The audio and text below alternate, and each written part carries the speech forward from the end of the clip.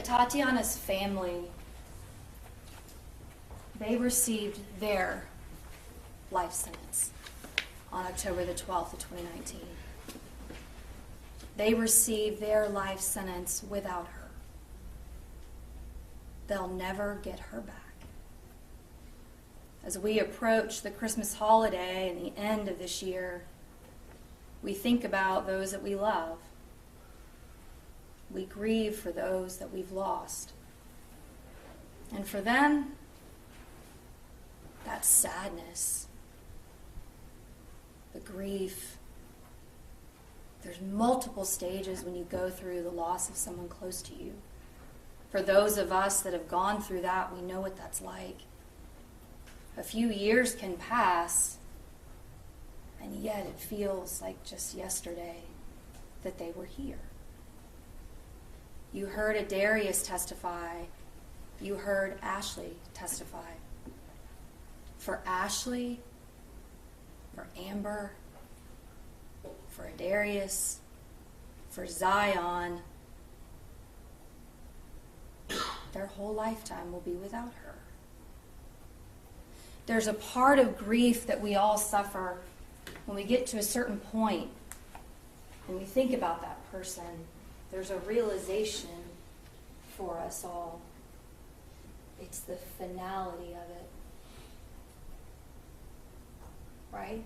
In your heart, you miss them, you love them, and then you really realize they're never coming back. And that's the hardest part. And that's worth something. And in this case, it is worth something. Her life is worth so much more than a probation sentence. So much more. This family, her memory, her legacy, this community deserves more. In punishment, we brought you multiple witnesses, and those were witnesses we were not able to bring you in the guilt innocence portion. You heard from Dr. Kyle Clayton, the forensic psychologist, and this is an expert that both sides call. He testifies and works for the defense, he testifies and works for the state. Whoever calls him, he does good work, and he testifies to whatever he finds.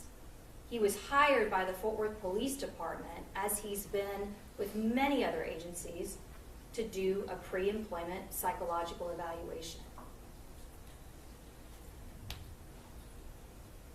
Narcissistic grandiosity, has grandiose tendencies, domineering, over-controlling, forceful, dominant personality traits, uncritical of himself, denies flaws, minimizes behavior, little tolerance for disagreement, can be aggressive, has an unrealistic view of himself, someone that thinks that he can fly all of us in a commercial airline despite never having an hour of training.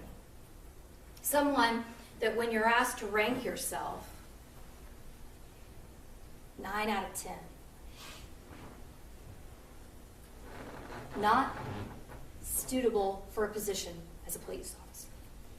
Psychologically speaking, he is not suitable because these tendencies that are well-formed, ingrained, a thread throughout his entire personality, these are unchanged traits that put himself and others at risk. It is like a roadmap back in 2017 to how we ended up here and how we lost Atatiana back in October of 2019. These things don't change. And how do you know that even in the 3 years between the time that that was done and today? Because last week, the defendant testified. I think they did a pretty good job out there. You shot a woman in her own home. You disregarded every single standard operating procedural, general order, and just pure, reasonable human instinct. And a 28-year-old woman died, and you give yourself a fine job. You give yourself a B. This is not somebody that thinks he has done anything wrong. When the defense counsel gets up here, they're going to talk about the witnesses that they called. And those witnesses are not witnesses that you could hear from until now, till punishment. You heard from us, Dr. Clayton.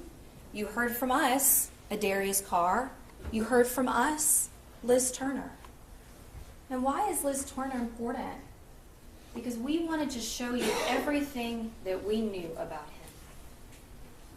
And it's important to know, going all the way back to college, that's the way that he treats people. He's entitled, he's arrogant, he's aggressive. And that was 20 years ago, and she was talking to you from a place going right back there. She remembers that. She got emotional. It was hard for her. Because that's who he is. You do 7 minutes, Ms. Duke. Thank you. So when he gets up here, when the defense counsel gets up here and talks to you about why you should give him probation, because that's what they're going to do. They're going to get up here in a minute and they're going to ask you for a very low sentence or probation. They're going to ask you for mercy. Mercy's been shown already for this defendant when your verdict was returned for manslaughter. Mercy is earned. It is not just given. And I want you to listen to why they're asking you for a low sentence or probation. Because his family got up here and said he was a good guy? Every case that I prosecute, there's a family member that gets up there and says they're a good guy. It's part of the deal. But I think it's important to think about the witnesses that we didn't hear from. Just as much as the ones that we did, right? Family members.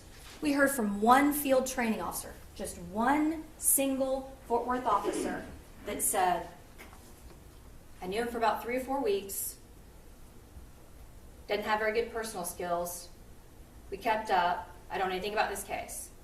But don't you know that if the Fort Worth Police Department and all those guys and girls that work for him, 18 months side by side with him, almost 2 years, don't you know if they had something good to say, they would have been in here? There would have been a line out the door.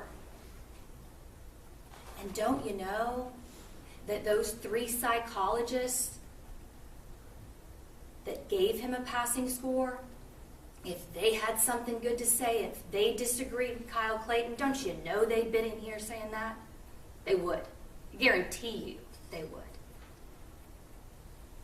But instead, we have a family, which they're good people. This is not their fault. This is not their fault. But valuing them or him over her is a tragedy. It is not right. It is not just. In this case, the only appropriate verdict is the maximum sentence. It's the only thing that's appropriate. And when the judge talked to you about the court's charge, I want y'all to think about, and y'all don't have copies with you, but you'll be able to go back and read this. When you go to this certain page, I want to ask you, do you feel comfortable with the fact that the judge gets to set the terms of probation? He gets to get off. If he wants to get off early, judge sets the terms. You heard from the probation officer talk about probation and how it is. It is no different than what all of us do every day. That is not enough. That's not even a slap on the wrist. You heard that this defendant has been out on bond for the last 3 years with his family, laughing, doing projects with them, something that they don't get to ever do. They don't get to ever do that. Doing probation values that over them, and that is not okay. The other thing that's talked about in the court's charge is a fine. I can always get questions about the fine. If you want to put an exclamation point on your verdict, then you put a fine. It doesn't go directly to the family. It goes to a fund. So you put a fine as an exclamation point. when you think about this case, you all leave here today, they go home without her. Zion never gets to have Aunt Tay again. It doesn't matter if it's a year from now, 5 years from now, people are going to ask Zion, what happened to Aunt Tay? What happened? What did the jury do?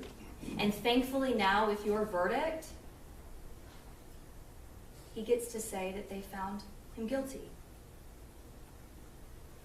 They're also going to ask another extremely important question. What did they do? What do you want Zion's answer to be? The only just verdict is 20 years. Anything less is a travesty